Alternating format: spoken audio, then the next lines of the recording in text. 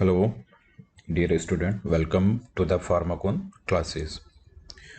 Today we are going to start pharmaceutics, in which we will discuss the first chapter, that is the introduction of dosage form. What is the dosage form?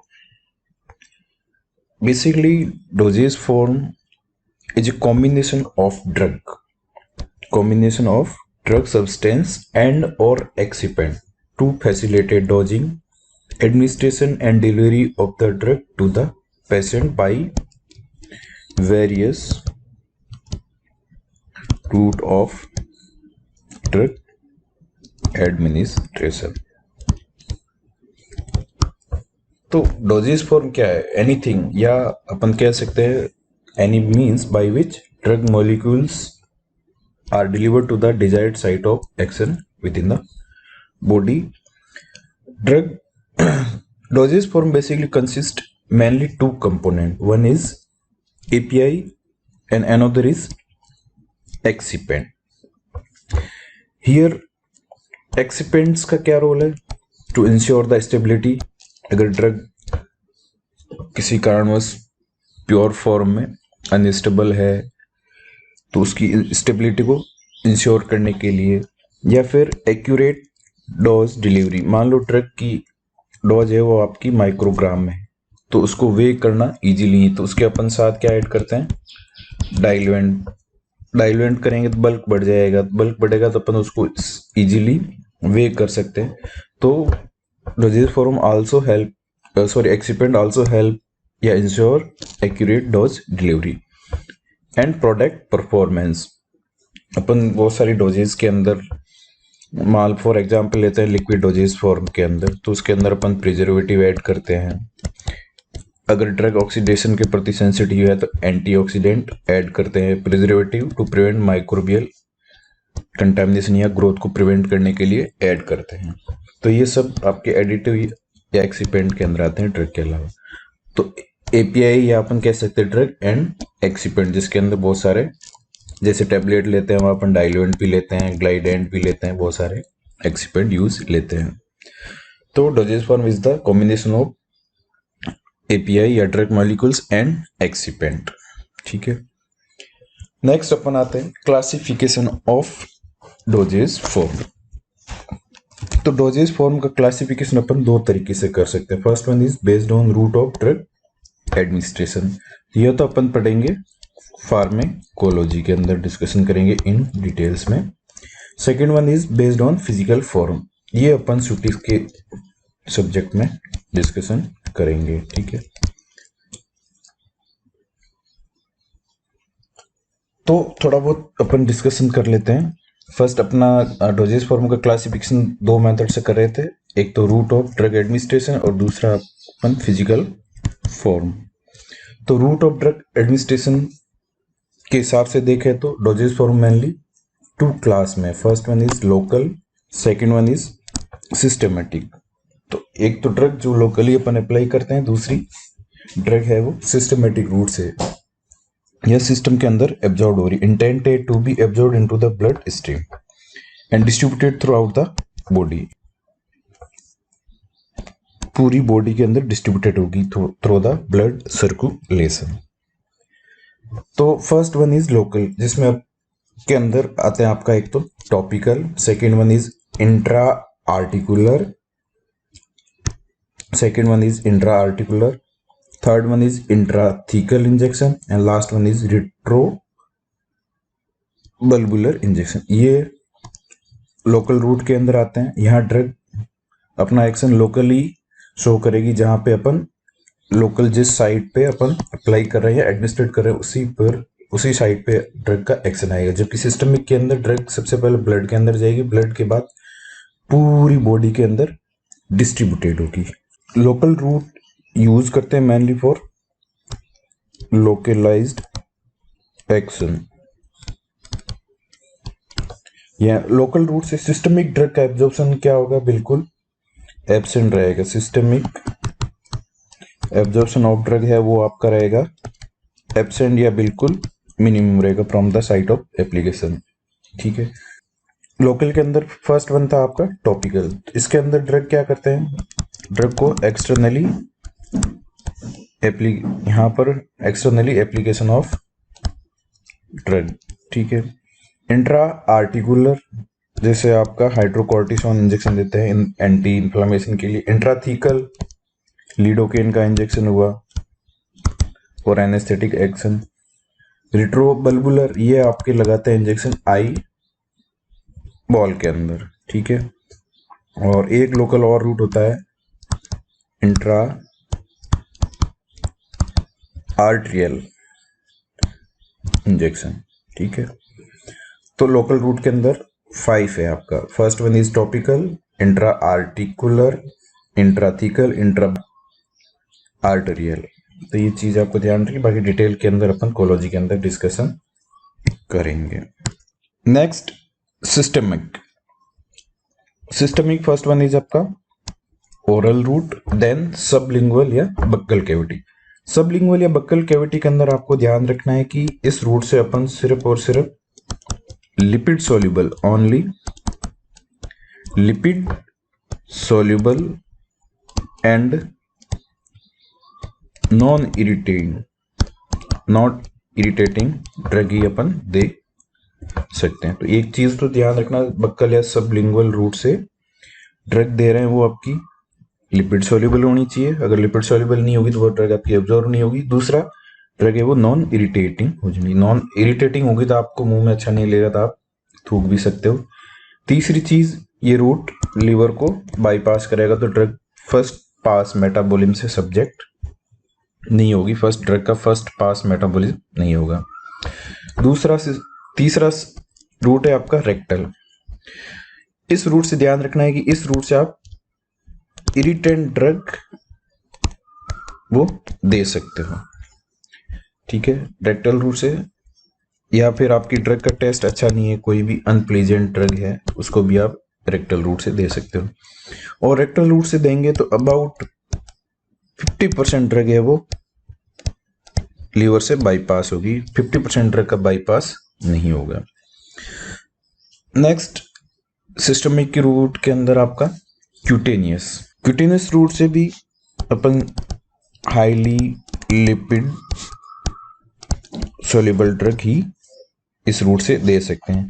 ये भी आपको liver के क्या करेगी, bypass करेगी। तो sublingual में भी लीवर बाईपास हो रहा था, रेक्टल में 50% ड्रग लीवर से बाईपास हो रही थी। क्यूटेनियस में भी आपकी सारी की सारी ड्रग बाईपास हो जाएगी, फर्स्ट पास मेटाबॉलिज्म ड्रग का नहीं होगा। सबलिंगुअल में भी ड्रग आपकी लिपिड सोल्यूबल होनी चाहिए, जबकि क्यूटेनियस के अंदर भी आपकी ड्रग हाईली लिपिड सोल्यूबल होनी चाहिए। रेक्टल रूट से आप अनप्लीजेंट या इरिटेंट ड्रग भी एडमिनिस्ट्रेट कर सकते हो, ठीक है। तो ये आपको ध्यान रखना है। क्यूटेनियस के अंदर जैसे आपके ट्रांसडर्मल ड्रग डिलीवरी सिस्टम हो गए, ठीक है। और यहां से क्यूटेनियस रूट से ड्रग जनरली एब्जॉर्ब होती है बाई डिफ्यूजन। ये आपको ध्यान रखना है, एक दो बार एग्जाम के अंदर क्वेश्चन पूछा हुआ है। तो by cutaneous route drug is absorb by diffusion, ठीक है। नेक्स्ट है आपका इनहेलेशन। तो इनहेलेशन के अंदर आपको मेन चीज याद रखना है, ड्रग की नेचर कैसी होनी चाहिए, वोलेटाइल लिक्विड एंड गैसेज। जिस ड्रग की नेचर है वही अपन इनहेलेशन के रूप में दे सकते हैं। ये भी आपकी लीवर को क्या करेगी, बाईपास। नेक्स्ट है आपका नेजल म्यूकोसा के थ्रू कौन कौन सा ड्रग का एब्जॉर्प्शन हो। Next nasal mucosa. तो नेजल रूट के द्वारा भी आजकल ट्राई चल रही है, जैसे इंसुलिन वगैरह प्रिपरेशन की। ये भी आपके लीवर को क्या करेगी, bypass. Last one is parenteral, which is most important route. तो पेरेंट्रल रूट एक तो चीज रखना है कि जो भी ड्रग पेरेंट्रल रूट से दी जाएगी वो लीवर को क्या करेगी, बाईपास द लीवर। तो ड्रग का फर्स्ट पास मेटाबॉलिज्म नहीं हो, जिसके अंदर first one is subcutaneous, second intramuscular, third one intravenous and last one is intradermal. तो पेरेंट्रल रूट में सबसे पहला आपका सबक्यूटेनियस, ठीक है। सबक्यूटेनियस रूट से एक तो आपको ध्यान रखनी है कि कोई भी शॉक या वैसो कॉन्स्ट्रिक्शन हो रहा हो तो सबक्यूटेनियस रूट से क्या होगा, ड्रग का एब्जॉर्प्शन स्लो होगा। तो कोई भी avoid in the shock patient जिसके अंदर क्या वैसो कॉन्स्ट्रिक्शन हो जाएगा, वैसो कॉन्स्ट्रिक्शन होगा तो सबक्यूटेनियस रूट से अपन जो भी ड्रग देंगे ड्रग का एब्जॉर्प्शन कम होगा तो सिस्टम के अंदर कम जाएगी। ठीक है। दूसरा सबक्यूटेनियस, यहाँ आपकी नर्व प्रेजेंट रहेगी तो आप इरिटेंट ड्रग नहीं दे सकते। ठीक है, ये ध्यान रखना है। नेक्स्ट आपका इंट्रामस्कुलर रूट, यहाँ आप माइल्ड इरिटेंट ड्रग दे सकते हो क्योंकि यहाँ नर्व सप्लाई कम रहती है, मसल्स पार्ट ज़्यादा आता है, तो mild irritant drug can be given. दूसरी ऑयली एंड एक्वस सस्पेंशन है तो उसको भी आप इंट्रामस्कुलर रूट से दे सकते हैं, जबकि आईवी रूट से आप ऑयली या फिर एक्वस सस्पेंशन एडमिनिस्ट्रेट नहीं करोगे। ठीक है। And last one is intradermal, जैसे आपकी बीसीजी वैक्सीन है वो इंट्राडर्मल रूट से दी जाती है। तो यहाँ पे मेनली एग्जाम के अंदर क्वेश्चन पूछते हैं कि आपकी इरिटेंट या अनप्लीजेंट ड्रग है वो कौन से रूट से दे सकते हैं। तो अनप्लीजेंट या इरिटेंट ड्रग वो मेनली अपन आईवी रूट से दे सकते हैं जो कि पेरेंटल का होता है। ठीक है। बाकी रेक्टल रूट से भी आप दे सकते हो अनप्लीजेंट है। तो ये चीज़ ध्यान रखिए, एग्जाम के अंदर कई बार क्वेश्चन पूछते हैं। और दूसरा पूछते हैं कि कौन सा रूट लीवर को बाईपास करेगा, तो जिसके अंदर आपका एक तो पेरेंटल हो गया, नेजल हो गया, इनहेलेशन हो गया, क्यूटेनियस हो गया। रेक्टल के अंदर 50% बाईपास होगी, सबलिंगुअल होगी। ओरल रूट से जो भी ड्रग जाएगी वो जीआईटी से एब्जॉर्ब होगी तो वो फिर आपकी लीवर के अंदर जाएगी, तो यहाँ से आपकी लीवर ड्रग है वो बाईपास नहीं होगी। तो ये हो गया classification based on the route of drug administration. Next अपन आते हैं कुछ important point. Generally parenteral route से ड्रग देते हैं या तो अपन इंजेक्शन के रूप में या फिर इन्फ्यूजन बोले तो जो अपन कहते हैं ना डेली लाइफ में आईवी फ्लूइड लगाते हैं। ठीक है, बोलस। दूसरी चीज इंट्रा आर्ट्रियल, इंट्राथीकल, इंट्रास्पाइनल एंड इंट्रासिस्टर्नल, इनके बारे में पूछते हैं कि ये अप्लाई कहाँ करते हैं। तो इंट्रा आर्ट्रियल के अंदर इंजेक्ट ड्रग है जो इंजेक्टेड इनटू आर्टरी विया सर्जिकल इंटरवेंशन, सभी को पता है। नेक्स्ट है intrathecal, drug is injected into cerebrospinal fluid CSF। ठीक है। दूसरा, जो भी पेरेंटल रूट से ड्रग दे रहे हैं वो शुड बी आइसोटोनिक होनी चाहिए बॉडी फ्लूइड के। दूसरी, स्टेराइल होनी चाहिए। And third one is pyrogen free होनी चाहिए, कोई भी पायरोजन प्रेजेंट नहीं रहना चाहिए। तो ये 3 main characteristic of parental preparation है। बॉडी फ्लूइड के साथ आइसोटोनिक, दूसरी ड्रग है आपकी स्टेराइल होनी चाहिए, और third one is pyrogen free. Intraspinal drug is injected into dural fluid membrane surrounding spinal cord, and intracisternal drug is injected into subarachnoid cisternae of brain. तो ये आपको ध्यान रखना है, और ये रेलवे वगैरह के अंदर क्वेश्चन पूछा भी था। ठीक है। और पेरेंटल रूट के बारे में कई बार वॉल्यूम पूछ लेते हैं कि किस रूट से कितना वॉल्यूम अपन एडमिनिस्ट्रेट कर सकते हैं। तो पेरेंटल रूट के अंदर आप इंट्राडर्मल या फिर इंट्रा क्यूटेनियस रूट से मैक्सिमम वॉल्यूम दे सकते हैं 0.1 से 0.2 ml। ठीक है। नेक्स्ट आपका सब क्यूटेनियस रूट से 1 ml या फिर less than 1 ml। Next route intramuscular route, intramuscular route से 2 to 4 ml है वो आप ड्रग एडमिनिस्ट्रेट कर सकते हो। दूसरी चीज, इंट्रामस्कुलर रूट से एक्वस या फिर ऑयली सस्पेंशन है तो उसको भी आप एडमिनिस्ट्रेट कर सकते हो। और एक्वस या oily suspension only can be administered by intramuscular route. Other किसी भी रूट से आप आईवी रूट से एक्वस या ऑयली सस्पेंशन एडमिनिस्ट्रेट नहीं करोगे, ठीक है। दूसरा माइल्ड इरिटेंट ड्रग है, वो भी आप इंट्रामस्कुलर रूट से दे सकते हो। नेक्स्ट है intravenous route, that is the IV route. IV route में आप 1 ml से लगा के 500 ml तक ड्रग एडमिनिस्ट्रेट कर सकते हो या इससे ज़्यादा भी कर सकते हो, ठीक है। ये चीज़ ध्यान रखनी है। दूसरा सस्पेंशन या ऑयली एक्वस या ऑयली सस्पेंशन आप एडमिनिस्ट्रेट नहीं कर सकते आईवी रूट से, क्योंकि सस्पेंशन के अंदर सॉलिड पार्टिकल रहते हैं और ये पार्टिकल्स आपकी कैपिलरी को ब्लॉक कर सकते हैं, तो आईवी रूट से नहीं देते हैं, सिर्फ और सिर्फ इंट्रामस्कुलर रूट से एडमिनिस्ट्रेट करते हैं। इंट्रास्पाइनल 10 ml तक अपन दे सकते हैं और ये मस्ट बी आइसोटोनिक होना चाहिए एंड स्पेसिफिक ग्रेविटी भी सेम होनी चाहिए, ठीक है। तो ये कुछ इंपॉर्टेंट पॉइंट थे अबाउट द। नेक्स्ट अपन आते हैं दूसरा क्लासिफिकेशन अपना। Next classification based on physical form, that is the important in the view of pharmaceutics. तो फिजिकल फॉर्म के बेसिस पे first one is solid, second one is liquid, third one is semi solid and fourth one is gaseous. Solid dosage form further to class में, unit solid dosage form. Unit means जैसे tablet हुआ, capsule हुआ, वो सारी की सारी unit doses form है, ठीक है। पिल्स हुआ, तो यूनिट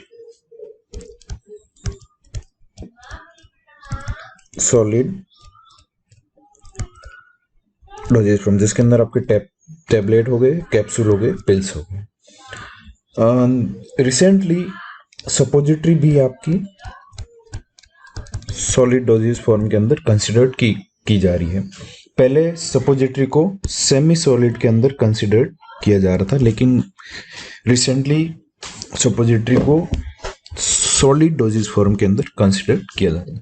तो सॉलिड डोजेज फॉर्म 2 क्लास के अंदर डिवाइडेड थी, unit solid dosage form, tablet, capsules, pills, and second one is bulk, जिसके अंदर आपका आता है पाउडर मेनली, ठीक है। पाउडर या पाउडर से अपन ग्रेन्यूल्स बनाते हैं। तो पाउडर या तो आप यूज करोगे एक्सटर्नली अप्लाई यूज करोगे या फिर इंटरनली, जिसको ओरल रूट वगैरह से अपन लेंगे। तो एक्सटर्नल यूज के अंदर सॉलिड डोजेज फॉर्म जो कि बल्क के रूप में यूज करते हैं externally, that is first one is dusting, second one is insufflation, third one is dentifrices and last one is snuff. तो सॉलिड डोजेज फॉर्म 2 क्लास के अंदर, unit solid dosage form and bulk के अंदर external use and internal use. External की use के अंदर dusting powder, insufflation, dentifrices and snuff. Internal use के लिए ग्रेन्यूल्स या एफरवेंस ग्रेन्यूल्स यूज लेते हैं अपन, एंड फाइन पाउडर जिसको अपन किसी भी व्हीकल में डिजोल्व करके ओरल रूट से एडमिनिस्ट्रेट करते हैं, ठीक है। नेक्स्ट अपन आते हैं लिक्विड डोजेज फॉर्म पे। Liquid dosage form classified into 2 category. First one is monophagic liquid dosage form and biphagic liquid dosage form. Monophagic liquid dosage form and biphagic liquid dosage form. Monophasic means one phase, जिसके अंदर आपका आता है true solution, that is a homogeneous. जबकि बाइफेजिक there are 2 phase, जिसके अंदर आते हैं आपके सस्पेंशन एंड इमल्सन, जिसके अंदर 2 फेज रहेगी। जबकि मोनोफेजिक के अंदर 1 फेज, या अपन कह सकते हैं जो भी सॉल्यूशन है